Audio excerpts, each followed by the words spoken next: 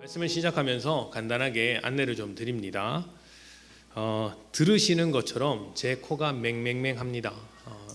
이제 왜 그러냐면 이제 목요일 날 장터 전도에 나갔는데 이제 다른 성도님들하고 같이 나갔는데 그날 바람이 조금 불었잖아요. 다른 분들은 다 괜찮은데 저만 감기에 걸려가지고 코가 맹맹합니다.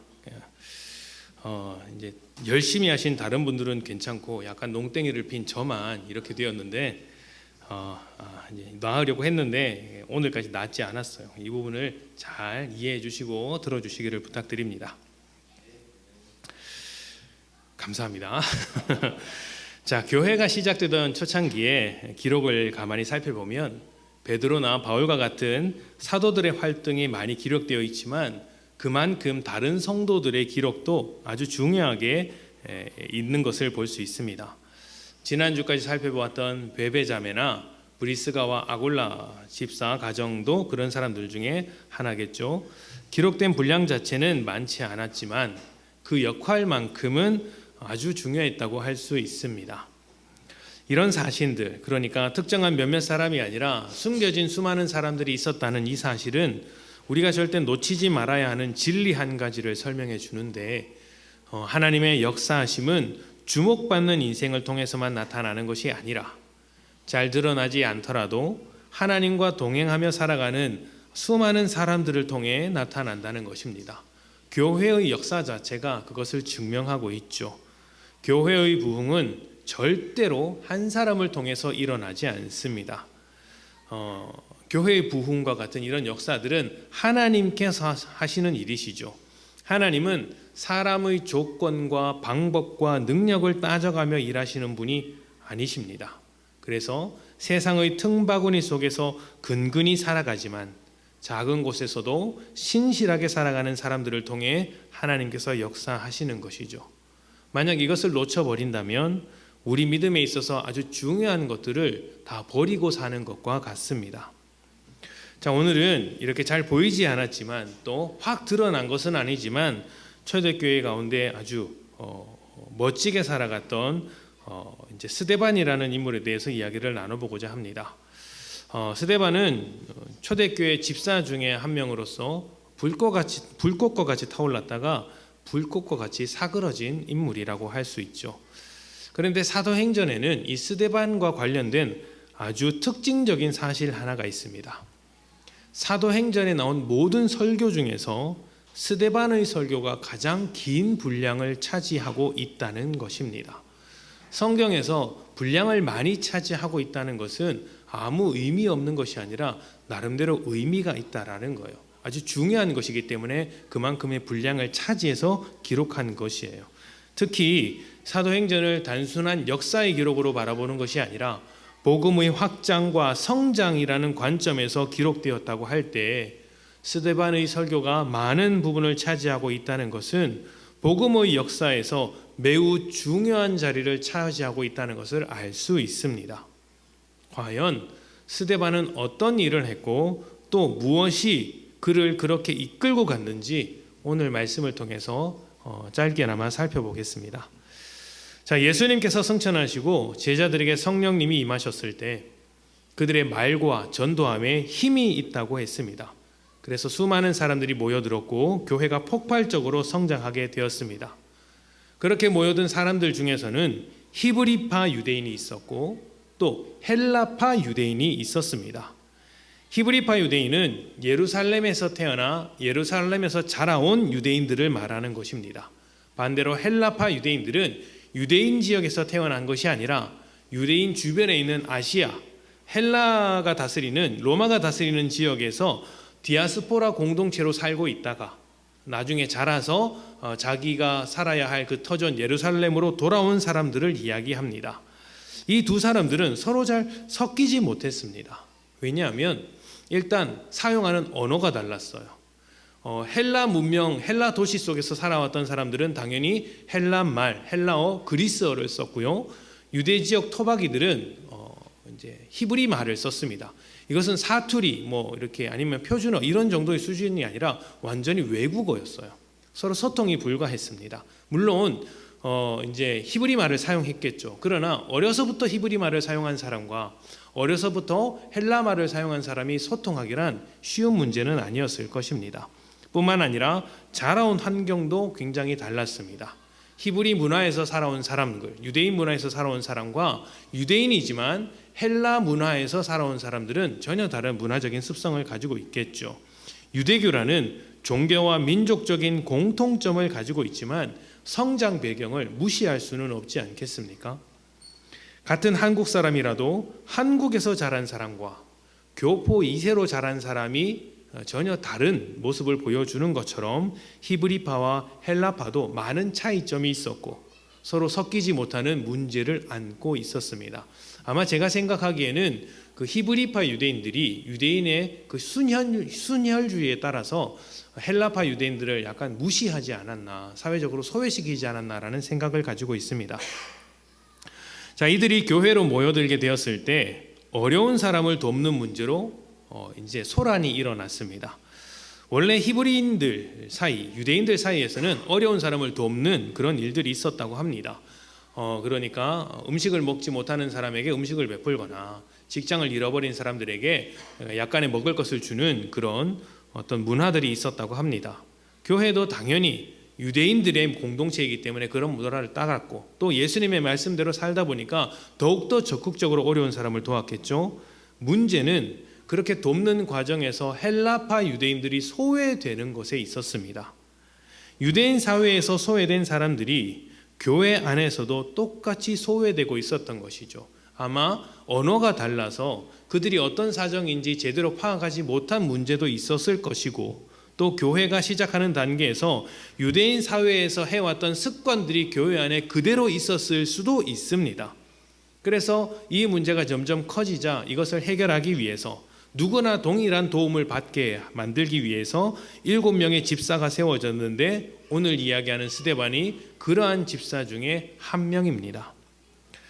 자, 그런데 사실 이 뽑혀진 7명의 집사의 면면을 보면 참 재미있는 구석이 있습니다. 이 사람들의 이름이 다 스데반, 빌립, 브로고노, 니가노르와 같은 것이었기 때문입니다. 이게 왜 재밌냐면 다 헬라식 이름이기 때문입니다. 조금 더 이해하기 쉽게 말씀을 드리면 이런 거예요. 우리 교회 남녀 전도회 회장들이 뽑혔는데 그 회장들의 이름이 다 존, 야마모토, 이제 쿰바, 캉 이런 것입니다. 그러니까 좀 낯설죠. 외국 사람이 외국 이름을 가지고 외국 문화에 익숙한 사람들이 우리 교회 전도회 이렇게 회장을 다 차지하고 있는 거예요. 그러니까 아마 소외된 헬라파 유대인들을 배려하기 위해서 헬라파 유대인들 중에서 집사를 일부러 세운 것으로 보입니다. 그러면 헬라파 유대인들이 언어를 조금 더 잘 사용할 수 있으니까 그들의 사정을 더 면밀하게 살필 수 있겠죠. 이런 필요에 의해서 헬라인 유대인들을 이제 뽑아서 세운 것입니다. 이렇게 봉사를 위해 세워진 집사이지만 이들이 봉사만을 했던 것은 아닙니다. 브리스가와 아굴라가 아볼로를 가르쳤던 것처럼 또 베베 자매가 이제 로마에 가서 복음을 가르쳤던 것처럼 집사들도 그들이 가는 곳마다 복음을 전했습니다. 교회 안에서 어떤 직분이든지 어떤 역할을 맡았든지 이 점이 참 중요합니다. 복음을 전하는 것은 기본이라고 할 수 있어요. 직분을 맡은 것은 교회 안에서의 어떤 기능적인 필요에 의해서 맡은 것입니다. 그러나 복음을 전하는 것은 예수 그리스도의 제자에게 모든 제자에게 주어진 사명이기 때문에 직분에 따라서 해도 되고 안 해도 되고 이런 것은 없습니다. 누구나 예수를 믿는다면 복음을 전해야 하는 것이죠. 스데반도 예수님의 제자로서 복음을 전하기 위해 헬라파 유대인들이 모여있는 회당으로 갑니다. 그가 헬라파 유대인이었기 때문에 그 문화에 익숙한 헬라파 유대인들이 모여있는 회당으로 가는 것이죠. 사도행전 6장 9절부터 11절입니다. 제가 봉독합니다. 이른바 자유민들, 즉 구레네인, 알렉산드리아인, 길리기아와 아시아에서 온 사람들의 회당에서 어떤 자들이 일어나 스데반과 더불어 논쟁할세 스데반이 지혜와 성령으로 말함을 그들이 능히 당하지 못하여 사람을 매수하여 말하게 하되 이 사람이 모세와 하나님을 모독하는 말을 하는 것을 우리가 들었노라 하게 하고. 아멘. 자, 리버디노 회당이라고 부르는 자유민의 회당이라는 곳이 있는데 이 회당으로 스데반이 갑니다. 여기서 자유민이라는 것은 원래는 유대인이었는데 로마와의 전쟁 끝에 로마의 노예로 팔려간 사람들이 다시 그 신분을 회복하고 돌아온 사람들을 말합니다. 그렇게 신분을 회복하고 돌아온 사람들의 후손이 자유민이라고 불렸습니다. 헬라 출신이었던 스데반은 당연히 이방 지역에서 살다가 돌아온 이 자유민들의 회당에 들어가서 복음을 전했겠죠. 회당에 있던 사람들이 스데반과 이야기를 나누면서 논쟁을 했지만 당하지를 못했습니다. 그렇다고 스데반이 했던 말을 다 수긍했던 것도 아닙니다. 스데반이 전하는 복음을 이렇게 이제 맞는 말이라고 인정할 수밖에 없었지만 그렇다고 받아들인 것은 아니었죠. 그들이 수긍하고 받아들였다면 다 예수를 믿었을 것입니다. 그러나 그렇게 하지 않고 이제 오히려 그 마음에 불이 붙어서 고소를 하게 만들었습니다. 그 고소의 내용이 14절입니다. 사도행전 6장 14절입니다. 그의 말에 이 나사렛 예수가 이곳을 헐고 또 모세가 우리에게 전하여 준 규례를 고치겠다 함을 우리가 들었노라 하거늘. 아멘. 이곳이라고 하는 것은 성전이에요. 그러니까 성전을 헐고 율법을 고치겠다라고 예수가 말했다는 것입니다. 그런데 이 말이요, 틀린 말이 아닙니다.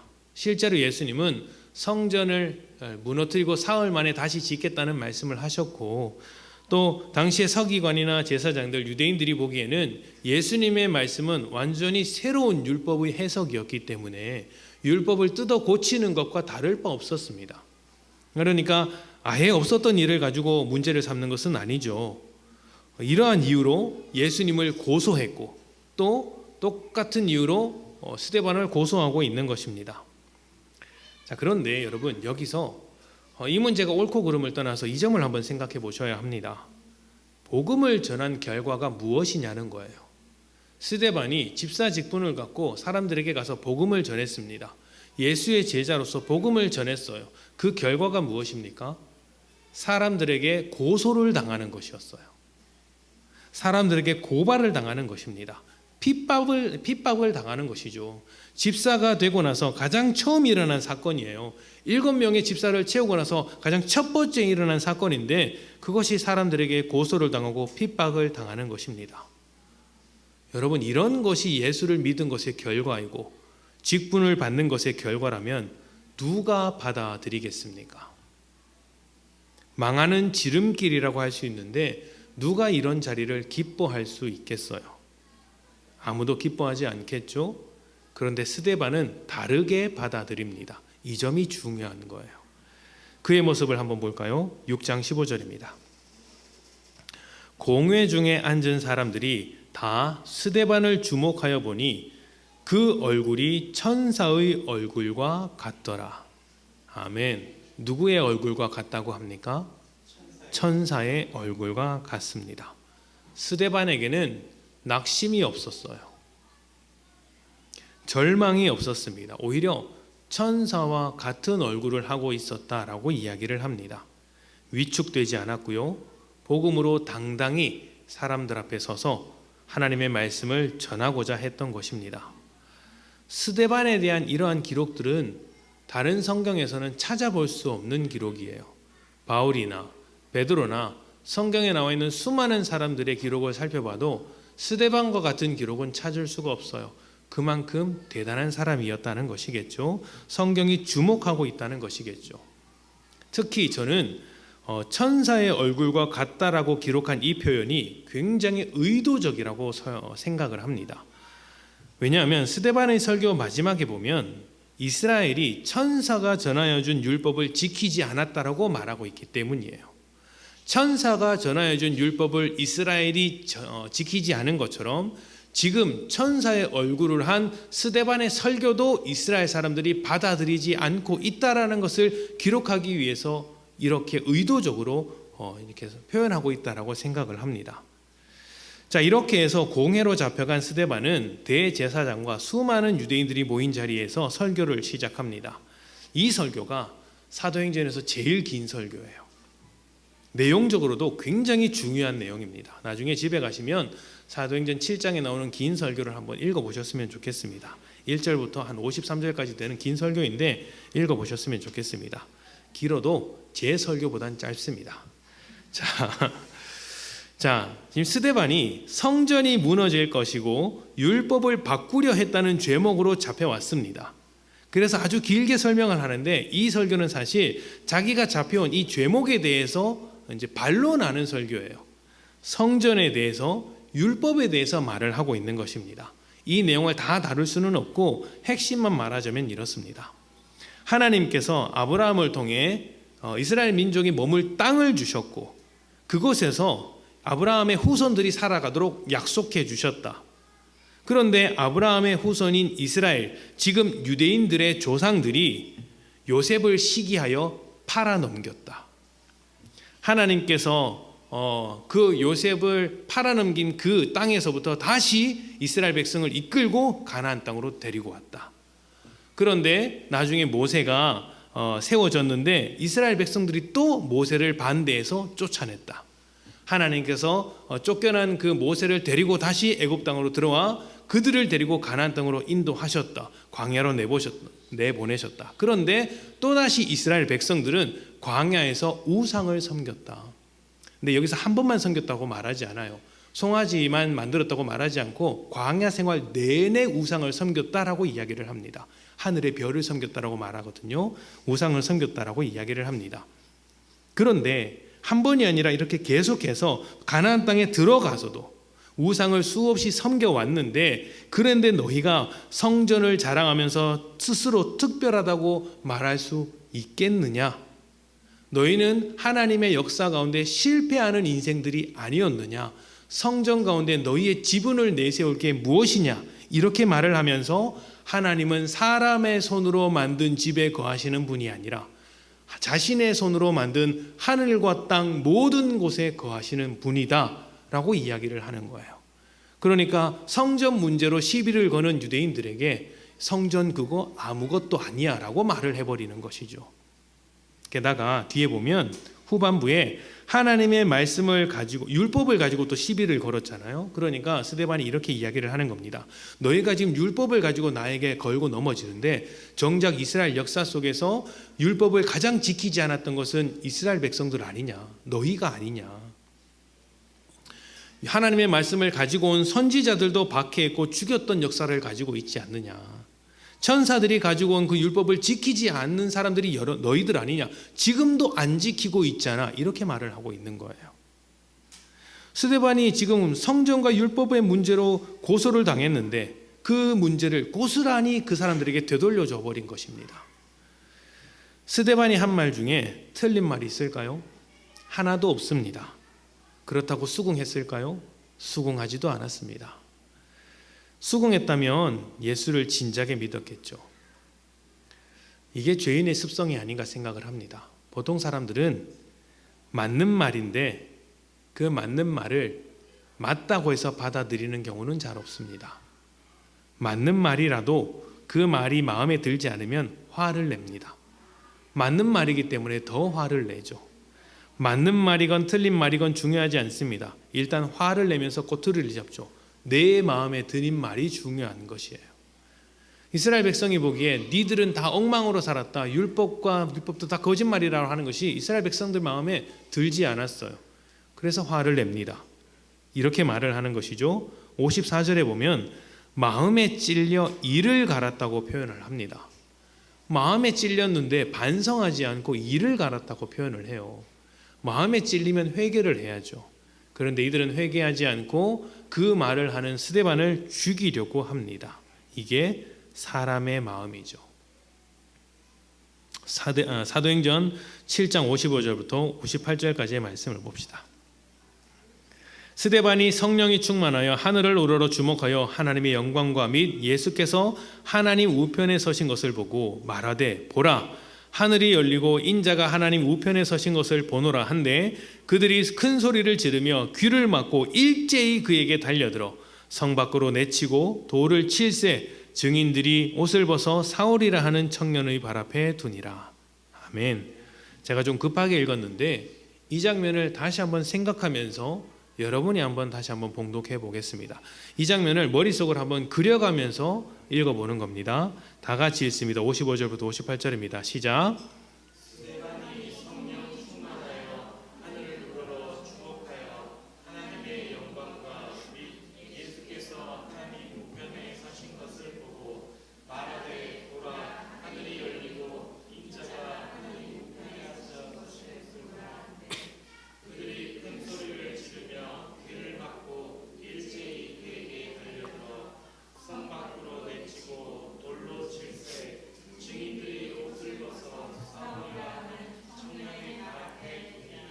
아멘. 자, 이 장면을 한번 생각해 보셨습니까? 어떤 상황 같습니까? 지금 사람들이 옷을 찢고 돌을 던지며 스데반에게 달려들고 있습니다. 스데반이 하는 말을 이제 듣지 않으려고 귀를 막으며 괴성을 지릅니다.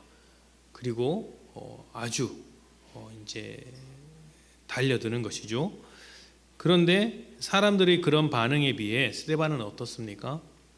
하늘을 주목하며 자신에게 다가오는 죽음을 처연하게 담담하게 받아들이고 있습니다.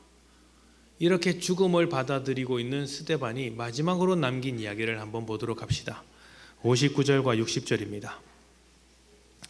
그들이 돌로 스데반을 치니 스데반이 부르짖어 이르되 주 예수여 내 영혼을 받으시옵소서 하고 무릎을 꿇고 크게 불러 이르되 주여 이 죄를 그들에게 돌리지 마옵소서 이 말을 하고 자니라. 아멘.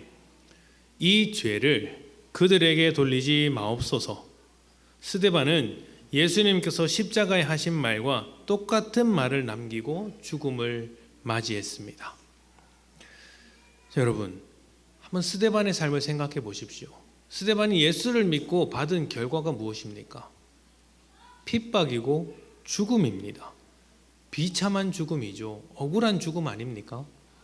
그는 이 세상에 설교 한 편 남기고 죽었습니다. 어떻게 보면 참 허망한 죽음이지 않습니까? 거짓말을 하거나 잘못을 한 것도 아닙니다. 사람들 앞에서 복음을 전했을 뿐이죠. 그러자 사람들이 미친 듯이 달려와서 그 자리에서 돌을 던졌고 죽임을 당했습니다. 비참하고 허망한 순교적 죽음이라고 할 수 있는데 스데반은 어떻게 이렇게 담담하게 처연하게 이 죽음을 받아들일 수 있었을까요? 일단 스데반이 했던 설교의 내용을 되짚어 볼 필요가 있습니다. 스데반의 설교는 유대인의 잘못을 지적하는 것처럼 보이지만 사실은 그게 전부가 아닙니다. 유대인 너희들이 우상을 섬겼잖아, 하나님을 떠났잖아, 이렇게 정죄하는 설교로 보이지만 사실은 아닙니다. 스데반의 설교는 하나님의 일하심에 대한 신뢰를 보여주는 설교였습니다. 하나님의 약속을 받은 이스라엘이 그 약속을 기억하지 못하고 계속해서 반대하고 실패했지만 하나님은 그 실패 속에서도 구원을 이루어 내셨다라는 거예요. 땅을 약속하시고 이스라엘 백성을 그 땅으로, 아브라함을 그 땅으로 인도하셨음에도 그 아브라함을 비롯해서 이스라엘의 조상들이 하나님의 뜻을 따르지 않았고 요셉을 팔아넘기고 모세를 반대하고 광야에서는 우상을 섬기고 가나안 땅에 들어가 살 때도 계속해서 우상을 섬기며 하나님을 버렸지만, 그래서 그 결과로 결국 나라가 망하게 되었지만, 철저하게 실패했지만 그 가운데서도 하나님은 자신의 일을 완수하셨다라고 이야기를 하고 있는 것입니다. 그 실패 가운데서 예수께서 등장하셔서 우리를 구원하셨지 않습니까? 스데반이 죽음을 받아들인 것은 이러한 하나님의 일하심 앞에서 세상과 타협하고 싶지 않았던 것입니다. 실패를 통해서도 일하시는 하나님께서 결국 십자가라는 죽음을 통해 생명을 만들어 내셨듯이 지금 스데반의 순교를 통해서도 그렇게 하고 계시다는 것을 고백하고 있는 거예요. 내 죽음과 순교를 통해서도 하나님은 충분히 일하실 수 있는 분이다. 만약 그가 하나님의 일하심을 신뢰하지 않고 이해하지 못했다면, 그래서 세상과 같았다면 쏟아지는 사람들의 비난을 피하기에 급급했을 것입니다. 내가 복음을 전한 결과가 이것일 리가 없다. 성공하는 인생이어야 한다라고 하면서 그 자리를 피했을 거예요. 그런데 그렇게 하지 않았습니다. 타협하지 않았죠. 그냥 죽음을 담담히 받아들였습니다. 실패 가운데서도 결실을 만들어내시는 하나님을 신뢰했던 것이죠. 그렇다면 여러분, 스데반이 이렇게까지 세상과 타협하지 않고 하나님의 일하심을 신뢰할 수 있었던 이유가 어디에 있을까요? 성경이 스데반을 어떻게 설명하는지를 보면 그 답이 나오는 것 같습니다. 한번 쭉 볼까요? 화면을 한번 띄워주세요. 사도행전 6장 5절부터 해서 8절, 10절, 55절 이렇게 나오는데요. 여기에는 스데반에 대해서 공통적으로 설명하는 한 가지가 나옵니다. 빨간색 글자를 이제 보면서 좀 주의해서 보면서 한 번씩 읽어보겠습니다. 제가 읽겠습니다. 온 무리가 이 말을 기뻐하여 믿음과 성령이 충만한 사람 스데반과 또 빌립과 브로고로와 니가노르와 디몬과 바메나와 유대교에 입교했던 안디옥 사람 니골라를 택하여 8절입니다. 스데반이 은혜와 권능이 충만하여 큰 기사와 표적을 민간에 행하니 10절입니다. 스데반이 지혜와 성령으로 말미암아 지혜와 성령으로 말함을 그들이 능히 당하지 못하여, 그리고 7장 55절 스데반이 성령 충만하여 하늘을 우러러 주목하여 하나님의 영광과 및 예수께서 하나님 우편에 서신 것을 보고. 아멘. 스데반을 설명할 때마다 붙이는 말이 하나가 있죠. 무엇입니까? 성령이 충만했다는 것이죠. 성령이 충만한 것만이 아닙니다. 권능이 충만했고 은혜가 충만했고 지혜가 충만했다, 이렇게 이야기를 합니다. 다시 말하면 충만했다는 거예요. 스데반은 충만한 사람이었습니다. 충만하다는 것은요, 그릇에 가득 채워졌다라는 거예요. 다른 것이 들어갈 틈이 없이 가득 채워져 있다는 것이죠. 무엇이 가득 채워져 있습니까? 하나님이 가득 채워져 있었던 것이에요.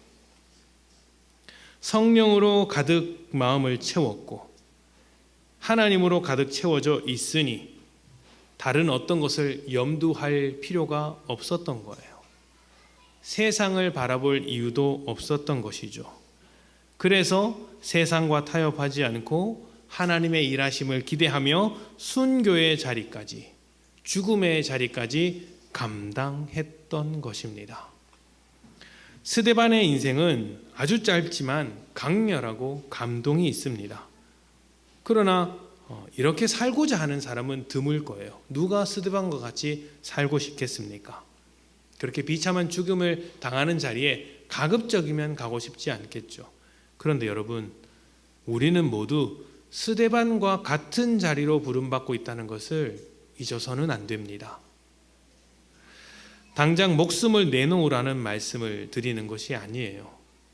예수를 믿고 세상과 타협하지 않으며 하나님의 일하심을 신뢰하는 삶을 살아가는데 그 결과가 손해당하는 것으로, 실패하는 것으로 나타날 수 있다는 거예요. 사실 우리가 다 그렇게 살고 있지 않습니까? 예수를 믿는데 내가 기대했던 것과는 전혀 다른 삶이 펼쳐지고, 예수를 믿기 때문에 어떤 관계를 맺을 때 조금 더 양보해야 되는 것이 있고, 예수를 믿기 때문에 싫은 소리 한번 못하고, 그렇지 않습니까? 괜히 차에다가 지저스 크라이스트 하나 붙여놨더니 신호 위반할 때마다 이제 뒤통수가 뜨끔뜨끔 하는 거 경험하지 않습니까? 제 차에는 안 붙였습니다. 자, 그러나 그때마다 우리는 왜 이렇게 인생이 꼬이는가, 예수를 믿는데 왜 이렇게 인생이 실패하는가 생각할 것이 아니라, 이스라엘의 실패와 예수님의 죽음을 통해서도 자신의 역사를 이루어내신 하나님을 신뢰하는 것이 필요합니다. 신뢰하면서 그 믿음의 자리를 지켜내는 것이죠. 스데반의 죽음을 통해서 이루어진 교회의 역사를 보면서 우리의 실패가 실패로 끝나지 않는다는 것을 기억할 필요가 있습니다. 사도행전 11장을 한번 볼까요? 사도행전 11장 19절부터 21절입니다.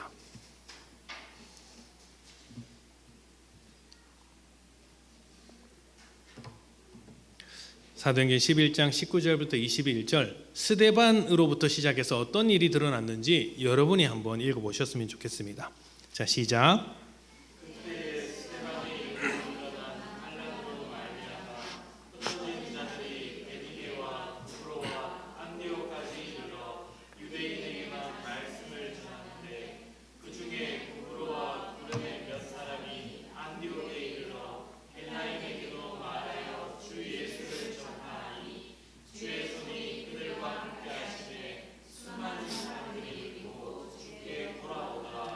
아멘. 스데반의 죽음이 죽음으로 끝나지 않았습니다. 스데반의 죽음 자체는 비참했고 또 그 일로 말미암아 수많은 성도들이 살고 있는 그곳에서 쫓겨났습니다. 도망갈 수밖에 없었죠. 핍박을 피해서 저 멀리 흩어지게 된 것입니다. 살던 곳에서 쫓겨난 것이야말로 처량한 인생이라고 할 수 있겠죠. 그런데 그렇게 사람들이 흩어진 그곳에서 스데반의 죽음으로부터 시작해서 도망간 그 자리에서 교회가 새롭게 시작되게 된 것입니다. 예루살렘에 모여있던 사람들이 전략을 만들고 조직을 짜고 그렇게 세상으로 파송한 것이 아니라 실패해서 도망간 그 자리에서 복음을 전하다 보니까 새롭게 교회가 세워지기 시작한 것입니다. 참 놀랍지 않습니까? 실패해서 패배자로 도망간 그 자리에서 새로운 생명의 샘솟아 나더라는 것이죠. 스데반이 죽으면서 이런 사실을 알았겠습니까? 아닙니다. 그는 일이 이렇게 될 것이라고는 전혀 생각하지 못했습니다. 다만 하나님을 신뢰했습니다. 실패가 실패로 끝나지 않는 이유는 하나님께서 우리의 실패를 통해서도 일을 하시는 분이기 때문이죠. 이것이 스데반의 설교였고 그 설교를 실천으로 보여주었던 스데반의 삶이었던 것입니다. 교회는 예수 그리스도의 십자가 위에 세워진 공동체이지만 동시에 수많은 사람들의 죽음과 실패 위에서 세워진 공동체이기도 합니다. 그래서 자살하는 것 같이 죽음으로 뛰어들라는 말을 드리는 것이 아닙니다. 그렇게 할 필요는 없습니다. 고생을 굳이 사서 할 필요는 없어요. 편안하게 살 수 있으면 편안하게 살고 순교를 당하지 않을 방법이 있으면 적극적으로 순교를 당하지 않아야 합니다. 고난과 죽음을 피할 길이 있다면 피해야죠. 그런데 그것을 피하려고 하다 보면 종종 세상과 타협해야 하는 순간이 찾아오기도 합니다. 그러면 타협하지 않고 그 고난과 핍박을 감당하는 거예요. 감당하는 거예요. 손해를 보고 실패를 감당하는 것입니다. 실패했다고 해서 실패하는 것이 아니기 때문이죠. 이것이 우리의 믿음이어야 합니다. 스데반과 같이 하나님을 향한 신뢰와 성령의 인도하심이 우리 안에 충만하기를 바랍니다. 세상의 것이 전혀 들어있지 않아서 세상과 타협하지 않는 믿음이 우리 안에 있기를 바랍니다. 하나님을 신뢰함으로 모든 실패를 감수할 수 있었던 그 스데반의 믿음이 우리에게 있기를 바랍니다. 우리도 하나님을 신뢰함으로 그러한 실패를 감당할 수 있기를 바라는 것이죠. 실패와 고난과 핍박과 죽음마저도 감수하는 실천적 믿음이 하나님의 일하심 속에서 새로운 결실을 만들어낸다는 것을 반드시 기억하십시오. 오늘 늘사랑교회 성도님들이 그러한 하나님에 대한 신뢰를 가지고 믿음으로 타협하지 않는 삶을 살기를 바랍니다. 여러분의 성공뿐만 아니라 실패를 통해서 하나님이 놀라운 역사를 만들어내실 것입니다. 함께 기도합시다.